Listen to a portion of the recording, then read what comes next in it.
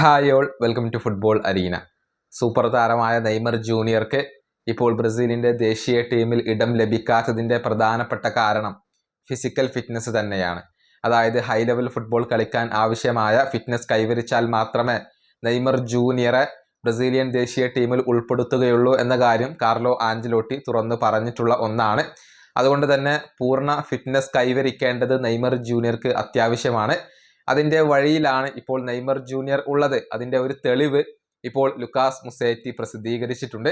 അതായത് കളിക്കളത്തിൽ Neymar junior cover ചെയ്യുന്ന ദൂരം അഥവാ കിലോമീറ്റർ ഇപ്പോൾ വർദ്ധിച്ചു എന്നാണ് ലുക്കാസ് മുസേറ്റി കണ്ടെത്തിയിട്ടുള്ളത്.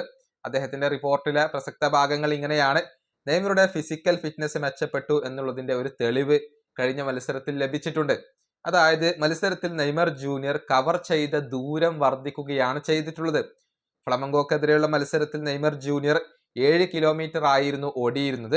ആ മത്സരത്തിലെ ആവറേജ് വന്നിരുന്നത് 10-11 കിലോമീറ്റർ ആയിരുന്നു. ഏറ്റവും കൂടുതൽ ഓടിയവരുടെ കണക്ക് എടുത്തു പരിശോധിച്ചാൽ അത് 12-13 കിലോമീറ്റർ ആയിരുന്നു. കഴിഞ്ഞ മിറാസോളിനെതിരെയുള്ള മത്സരത്തിൽ നെയ്മർ ജൂനിയർ കവർ ചെയ്തത് 9 കിലോമീറ്റർ ആണ്. അതായത് ശരാശരി എല്ലാ താരങ്ങളുടെയും ദൂരത്തിന്റെ തൊട്ടരികിലെത്താൻ ഇപ്പോൾ നെയ്മർ ജൂനിയർക്ക് കഴിഞ്ഞിട്ടുണ്ട്. അതായത് കാര്യമായ ഒരു പുരോഗതി ഫിസിക്കൽ ഫിറ്റ്നസിന്റെ കാര്യത്തിൽ നെയ്മർ ജൂനിയർ കൈവരിച്ചു കഴിഞ്ഞു എന്നുള്ളതിന്റെ ഒരു തെളിവാണ് ഇത്. നല്ല രൂപത്തിൽ നെയ്മർ ജൂനിയർ ഇപ്പോൾ ഓടുന്നുണ്ട്.